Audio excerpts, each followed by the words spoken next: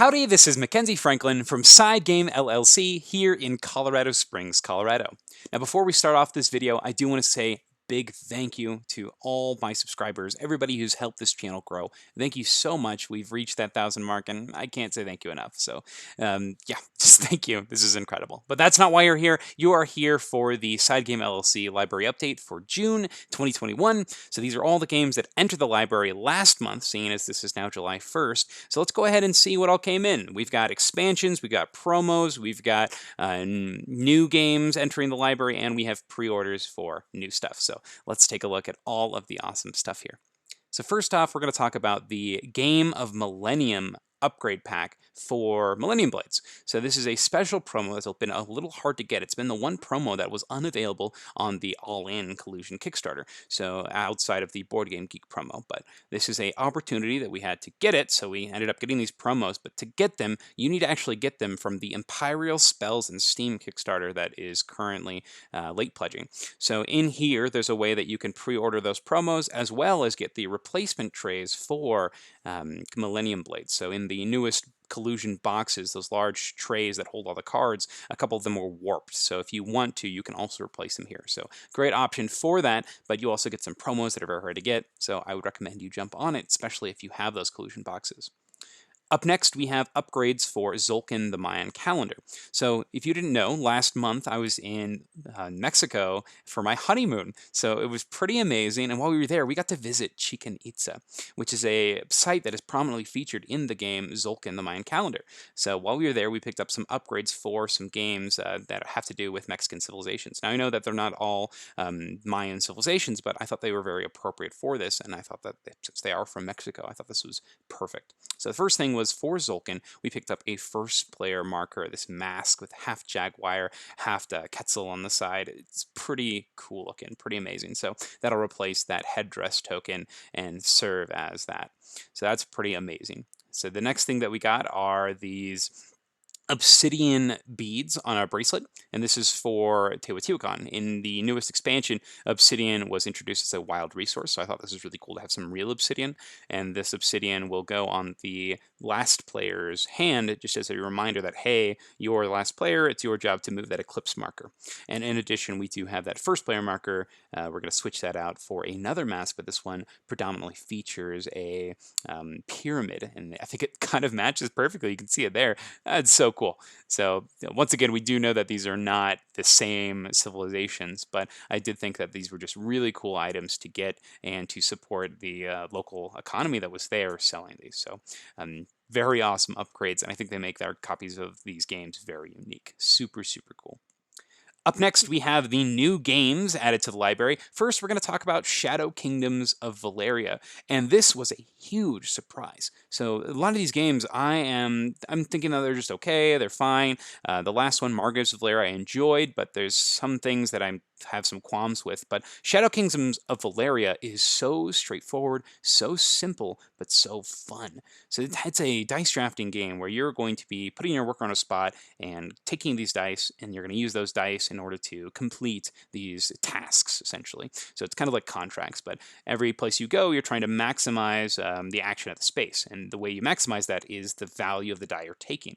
So for example, if you take a high die, you're going to get low discounts on whatever the action you're taking is. But if you're taking low dice, they have this little number in the corner that shows how much money you save on the action. So it's really cool. There's a reserve system. There's these new cards that you can buy, and that's my favorite part of the game. They're these little tiny cards that give you bonuses, end game scoring, or continuous effects. And I love the opportunism of that and how you're trying to mitigate it. But the best part about this game is I love the upgrading of the board. So whenever you complete a contract, you're able to upgrade your player board, and you do that by removing a little disc. And so these little discs, there's like 15 of them, so you can pick and choose how you upgrade. You can increase your hand size of ability cards. You can increase the amount of cards you can reserve. You can give yourself more dice slots. You can increase all sorts of fun stuff, make your dice wild. It's awesome. So super impressed with this game. So this one is a pretty good one. So that's Shadow Kingdoms of Valeria. Next game we're going to talk about is another amazing game. This is the one that's probably got played the most. This is Oath Chronicles of Empire and Exile. So this game is by Letter Games, their new one by Cole Worley, and my goodness, is this game drop dead gorgeous. and a blast. So this game is so fun. The tableau building of the game is so unique. And Shut Up and Sit Down just put a review of this on their channel, and I would recommend you go check it out because they go into very high detail there. But wow, this game has been out for a while, and I could see why it's so well loved. A little polarizing with the way that it works. A lot of people do prefer Root over this, but I am actually leaning more towards this game. I love the way that the tableau works. I love that it's small, that it's contained, but I love the variance that comes from the gameplay system. We most recently had a game that was very different. So normally this game is about controlling the areas or stealing relics. The most recent game was about controlling the economy, and that was so fascinating. We had players finding ways to get rid of each other's coins. We found players figuring out how to load up specific tribes with money. It was so fascinating. So there's a lot to love in Oath and a lot of interesting systems, and I'm telling you, this is one of the most rewarding games I've played in a while. I really enjoy this, and my favorite part has to be the Chronicle. When you finish and when you win the game, you're actually going to write in a little book, and in this book you're going to explain how you won and all the events that happened in the last game. So we've got a big compendium of all of the history of our empire. It's so cool. This game is so well done. The mechanics are so sound. I love this one. This is great game. So that's Oath, Chronicles of Empire and Exile. Next game we're going to talk about is Solomon Kane. So Solomon Kane is a very unique cooperative game. Like, whoa, we did not expect this coming. So this looks like one of those big, heavy, beat 'em up miniatures games. It is definitely not. This is a game where you have miniatures on the map, and your job is to influence them the best they can as they kind of do their own thing. And I think that's super fascinating. So you play with these big storybooks, and you put them on the board, and you are playing as these virtues that are pushing Solomon Kane in order to take specific actions. So you're not necessarily controlling the outcomes of everything, but you're trying to influence them the best you can. I think that's crazy. So my favorite part of this game are the giant player boards and the dice and how the reserve system works. So on your turn, you play as these giant spirits, basically. They're called, what are they? Virtues. You have virtues. And these virtues are going to be moving around the board, and you do that by using dice. So you'll get 3 dice on your turn, you roll them up, and you'll slot your dice into specific action cards to do stuff. Now, here's the thing, you don't have to use all your dice. You can save some yourself, so you can use them next round, take bigger, stronger actions, or you can give them to your friends. So there's really cool cooperation here. I really enjoy that. It's very subtle, and the gameplay is super simple, but it makes for a great engine to tell a story. The other cool thing with that dice system is whenever you finish something on your turn, all your dice and things you've save for like the next forever. So this is one long experience. So your round will last maybe into like the next story or next thing. So a lot of future rounds you could take some hits on to prepare for others. And I think that's really cool. So everything matters. Every bit of planning matters, and the storytelling in this game is out of this world. Actually, that might be my favorite part, is the storytelling itself. This is all from the Solomon Kane source material, and it's amazing. I love the way Solomon Kane speaks. He's this really gruff British man, and all of these crazy other people with their French accents and whatnot. It's been a blast to read so far. So I really enjoy this one. A great cooperative game, and one that I can't wait to keep playing. So that's Solomon Kane. Awesome game. Up next, we're talking about Teotihuacan expansion period. As you saw, we got those upgrades for it because of that new Obsidian resource. This introduces a bunch of new boards. This is just more stuff for Teotihuacan. It's got a conquering expansion, more tiles, more replacement boards for the original boards, and you've got that Obsidian, which is the wild resource. So if you like Teotihuacan, this might be a good one for you. I do really like that first expansion, so I'm curious to see how much of this gets continuously played. So my friend Dan over at Chairman of the Board, I think he said it very well, that this is a modular expansion, so we're going to kind of pick and choose and find the modules we like, and we'll probably just play with those, and we might just ignore the rest of this expansion, so we'll see what happens. But Teotihuacan expansion period, so amazing game, Teotihuacan there. Up next, we have Fleet, the dice game, and wow, what a roll and write. This has been probably the most fun roll and write I've played in a while. Maybe, you'll see. But Fleet, the dice game is one I've really enjoyed. So first off, I love the theme. I love that you're going out and you're in these boats and you're assembling this, and it's just fun and straightforward. The different powers are a blast, and I'm just having a blast playing this one. So got about 7, 8 games of this one in, and this is so fun. It's great. I really like the dice drafting. I love that it's not just we all play at the same time. I like how there is some interaction with being able to look at opponents' boards and picking things. I really like how the income system works. I love the trade-off between immediate powers or long-term powers or points. And oh man, there's just a lot to love about Fleet. And its solo mode is actually fantastic with having to manage what resources you're losing and just lots of different facets. So Fleet the Dice game, a great one. Up next, we have the Drax Hero Pack from Marvel Champions, and this is so good. This might be the best hero pack for protection that exists because there's just so many cool, universally good cards in it. Now, that being said, Drax himself is amazing. He's super fun. Drax, if you're familiar with Guardians of the Galaxy, Drax is kind of an idiot. He does things, he's very brash, he's very literal, and in this it's shown that same way. He loves getting attacked. It really makes him stronger in this game, and I think that really shows through with his counterparts in the films.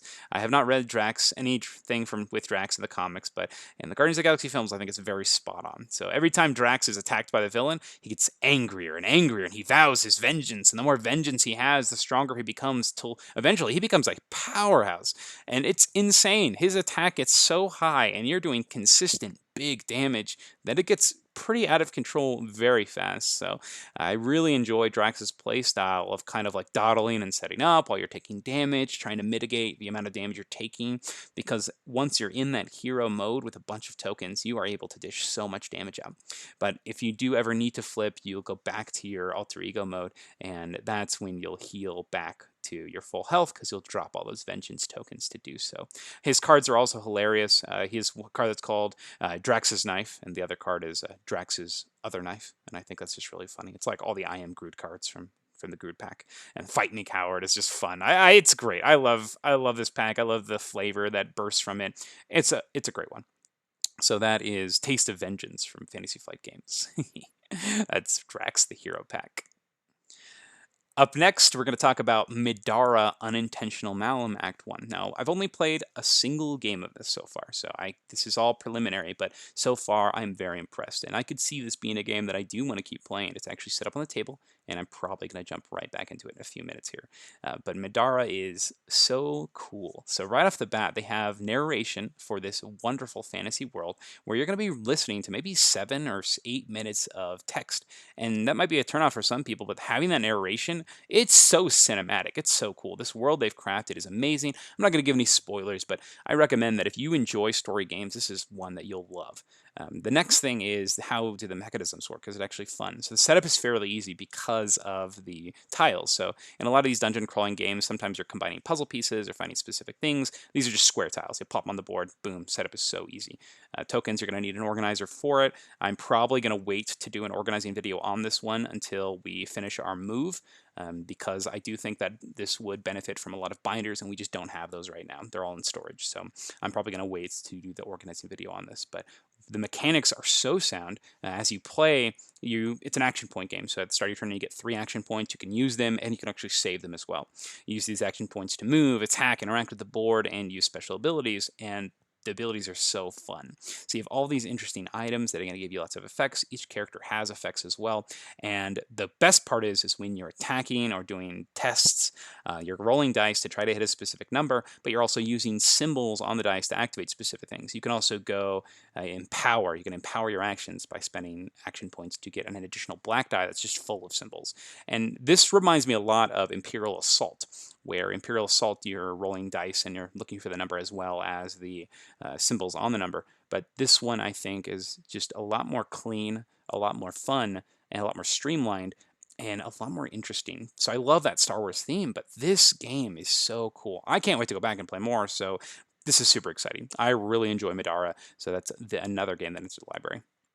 Up next, we're going to talk about Love Letter Infinity Gauntlet. Not going to spend too much time on this one. It's cute. It's Love Letter, but it's got a great theme. So you play as a bunch of heroes, and you're trying to take the Infinity Gauntlet from Thanos before he defeats you with it. So really fun. You're trying to knock Thanos out, so that way you can take it from him. So it's very cute. You have your 2 teams, and it's a 1 versus all game, and I think it's so cool. I love that it's a simple twist on Love Letter, but the theme works. The cooperation is straightforward. It's fun. It's cute. It's fun. It's short. It's simple. And it's one that pretty much anybody can play. And I like it. It's a pocket game, fun little game. Like it a lot. That's Love Letter Infinity Gauntlet.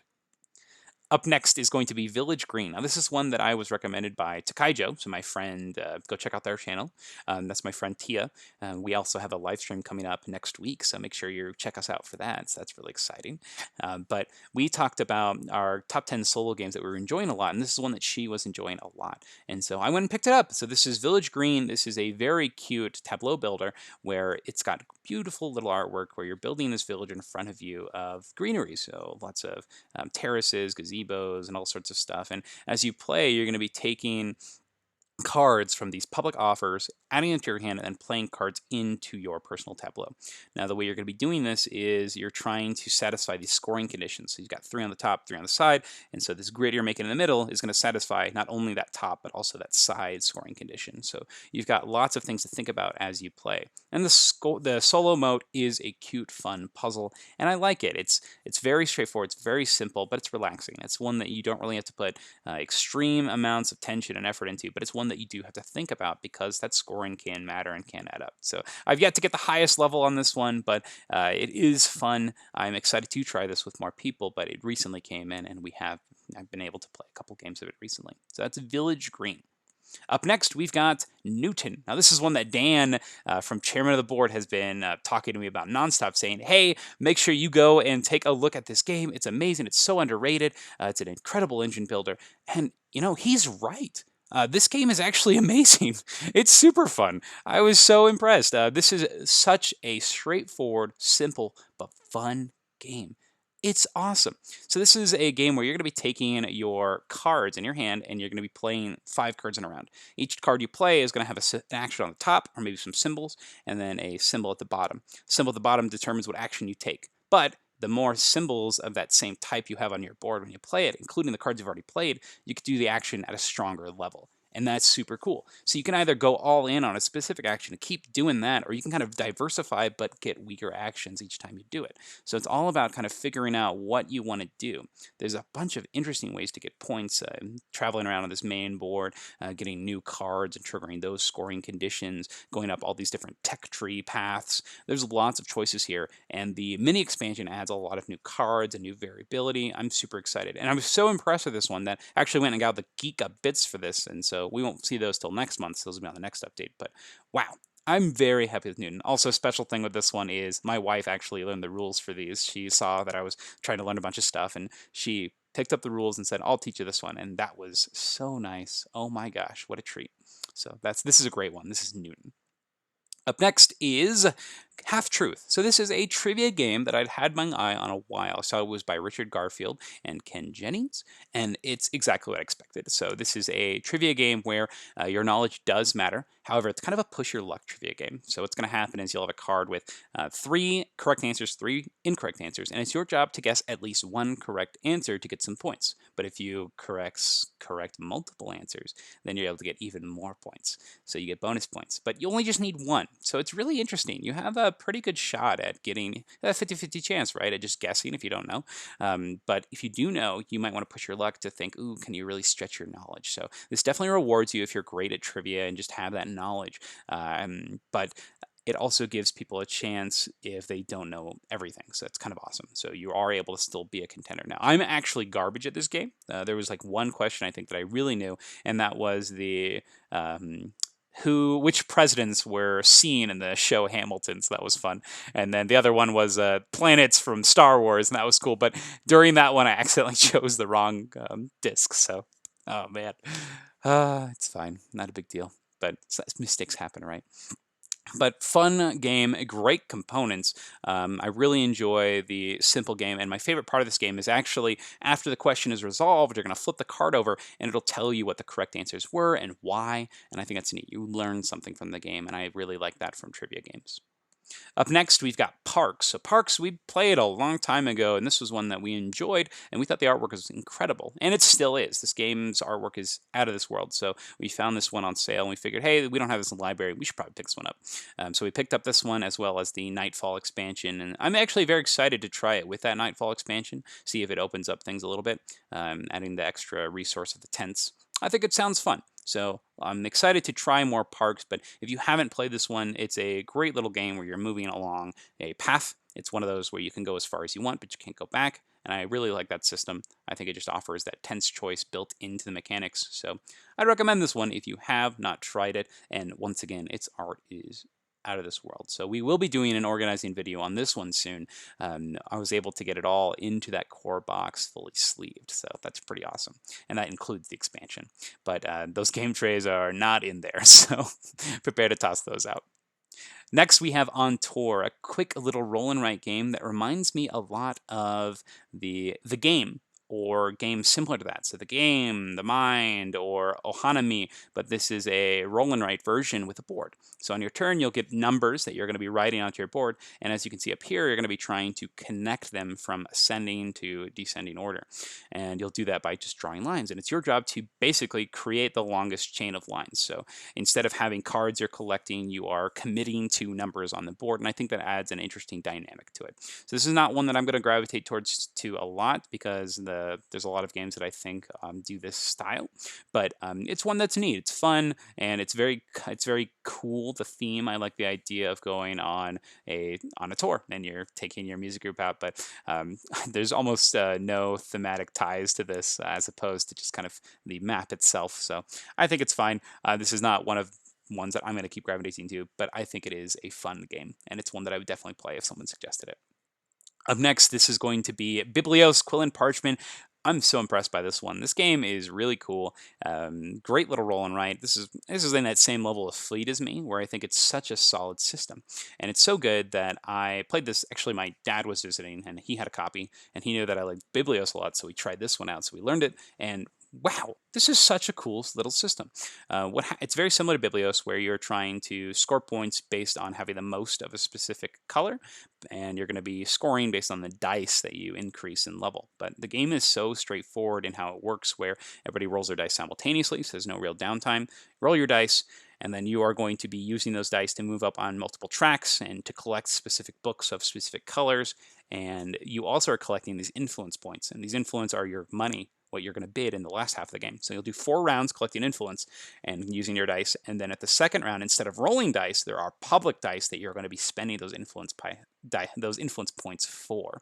And man, that bidding is crazy there, because you know exactly how much everybody has, and what you bid, you lose. So it can be pretty scary bidding high and still losing, and you've just lost that money. It's kind of insane. So it's all about knowing when to spend that money to get the dice that you're looking for, and each dice at the end has a bonus attached to it. So you really want to make sure that you're getting the line that you really need for your specific goals. So I really enjoy this one, and you can go support the publisher if you go to Dr. Finn's Games website.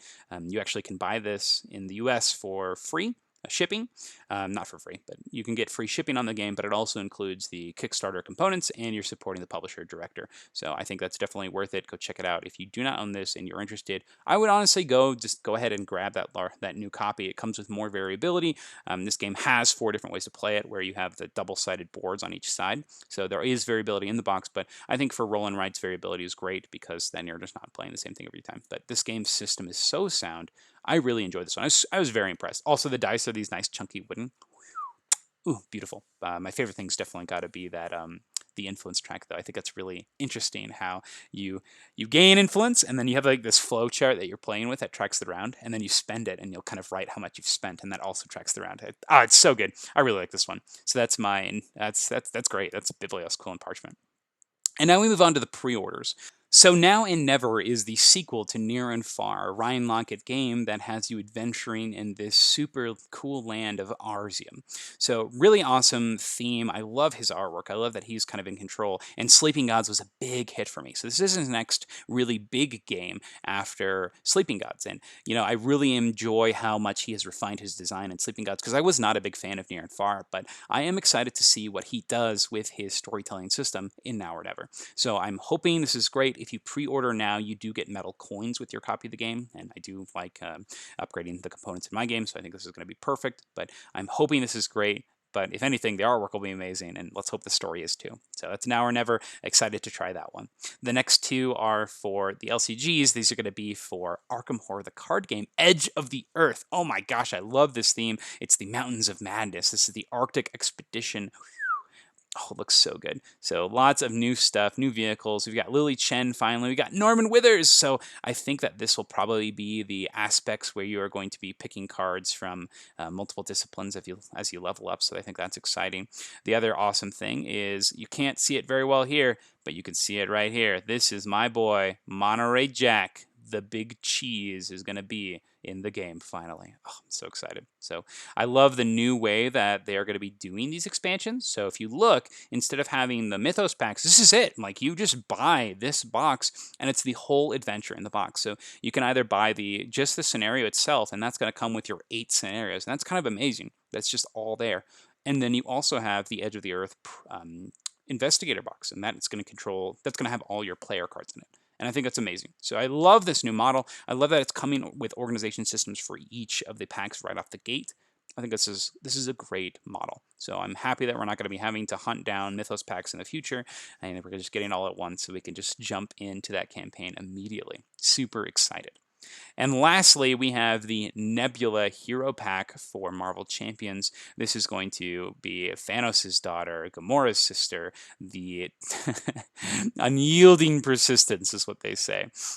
So this is the perfect killing machine, and look at those cards. Oh my gosh, they're gorgeous. So I love that purple and blue aesthetic, purple, blue, and pink. It looks great. And the coolest thing about this is Nebula is actually borrowing mechanics from her villain version. So in the Galaxy's Most Wanted expansion, Nebula is one of the villains in there, and she's actually using some of the same keywords from that expansion. So I think that's really cool.